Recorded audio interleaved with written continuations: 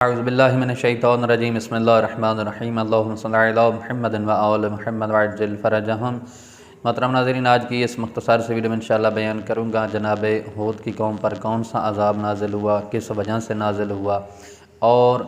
عذاب کون سا تھا جو جناب ہود علیہ السلام کی قوم پر نازل ہوا۔ اس عذاب کے 3 آثار جو ہے روایات میں ملتے ہیں کہ 3 طرح کا جو عذاب تھا ان پر جو ہے وہ نازل ہوا۔ تو سب سے پہلے آپ کی خدمت میں گزارش کرتا چلوں کہ جناب ہود کو جب اللہ کی ذات نے اذن دیا، اجازت دی اور وہ اپنی قوم کے درمیان آئے تو انہوں نے اللہ کی طرف دعوت دینا شروع کر دی۔ لوگوں نے آگے سے جو ہے وہ اس کی بات کو تسلیم نہ کیا اور اپنے جو خدا بنائے ہوئے تھے انہیں کی عبادت کرتے رہے اور اللہ کے نبی کو جھٹلاتے رہے۔ تو اس کے بعد کیا ہوا کہ اللہ کی ذات نے ان پر جو ایک عذاب ہے وہ نازل کر دے۔ وہ عذاب کیا تھا کہ ان کا جو باران رحمت تھی اس کا نزول جو ہے وہ بند ہو گیا، قحط سالی کا نظام جو ہے وہ شروع ہو گیا، قحط جب شروع ہو گئی تو اب ملتا ہے روایت میں کہ انہوں نے کیا کیا کہ جب بھی اس طرح کا کوئی مسئلہ بنتا تھا تو وہ اپنے مختلف شہروں سے، گاؤں سے جو ہے وہ خانہ کعبہ کی طرف رخ کرتے تھے۔ تو اب ان لوگوں نے کیا کیا کہ اپنے گاؤں کو چھوڑا، اپنے شہروں کو چھوڑا اور سارے کے سارے جو ہے خانہ کعبہ کی طرف، مکہ کی طرف جو ہے وہ روانہ ہوئے۔ مکہ میں ایک جو ہے قبیلہ عاد جو ہے ان کے ساتھ تعلق رکھنے والا، جن کا نام جو ہے وہ معاویہ بتایا گیا ہے، تو اس کی جو والدہ تھی اس کا تعلق جو ہے قوم عاد سے تھا، ان کی نسبت وہاں سے تھی۔ تو وہ بڑے نیک اور شریف انسان تھے۔ جب یہ سارے لوگ وہاں پہ گئے تو انہوں نے ان کی جو ہے وہ مہمان نوازی کی، ان کی خدمت کی۔ تو اب یہ مقصد کس کے لیے آئے تھے کہ وہاں پہ جا کے جو ہے خانہ کعبہ کے اندر، خانہ کعبہ میں ہم کیا کریں گے، دعا کریں گے خدا سے اور خدا ہمیں اس عذاب سے جو ہے وہ نجات دے گا۔ اب یہ آئے اور اس نے جو کیا کہ اپنے گھر میں رکھا اور ان کی خدمت کرنا شروع کی۔ یہ سلسلہ جو ہے تقریباً روایت میں ملتا ہے کہ 1 ماہ تک جو ہے وہ چلتا رہا، ان کی مہمان نوازی جو ہے وہ ہوتی رہی، وہ کھاتے پیتے رہے، حتیٰ اس حد تک ملتا ہے کہ وہ جس مقصد اور ہدف کے لیے آئے تھے اس مقصد اور ہدف کو ہی بھول گئے۔ تو اب اس نیک انسان نے سوچا کہ اگر میں ان سے کہتا ہوں کہ آپ کس کام کے لیے آئے تھے، کس مقصد کے لیے آئے تھے، تو یہ کہیں گے کہ شاید میں مہمان نوازی سے جو ہے وہ گھبرا گیا ہوں۔ تو انہوں نے بہرحال 2 لوگوں کے درمیان بات کی، تو پھر انہوں نے کہا کہ جتنے بھی ہیں بزرگان ہیں قوم عاد کے، ان کو جب وہ جمع ہوں گے تو ان کو کہا جائے کہ آپ جس مقصد کے لیے آئے ہیں اس مقصد کو پورا کریں۔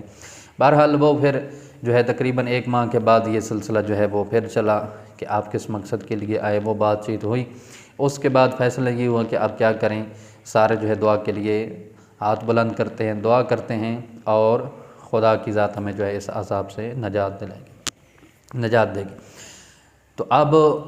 انہوں نے جو ہے دعا کی۔ اب انہی میں سے ایک جو شخص تھا وہ جناب ہود پر جو ہے ایمان لے آیا تھا، حقیقی معنوں میں وہ ان کو نبی تسلیم کرتے تھے اور خدا کی وحدانیت کے قائل تھے۔ تو انہوں نے کہا کہ آپ لوگ چاہے جتنی مرضی بھی جو ہے وہ دعائیں کر لیں، جو بھی کر لیں، یہ عذاب جو ہے آپ سے اس وقت تک نہیں ہٹے گا، آپ اس سے نجات نہیں پا سکتے جب تک آپ اللہ کے نبی کو تسلیم نہیں کرتے، خدا کی وحدانیت کو تسلیم نہیں کرتے۔ تو بہرحال جب یہ بات اس نے کی تو سارے جو ہے دعا کا سلسلہ چھوڑ کے سارے جو ہے خانہ کعبہ میں داخل ہو گئے اور خانہ کعبہ کے اندر داخل ہو کے انہوں نے کیا کیا، دعا کرنا شروع کر دی۔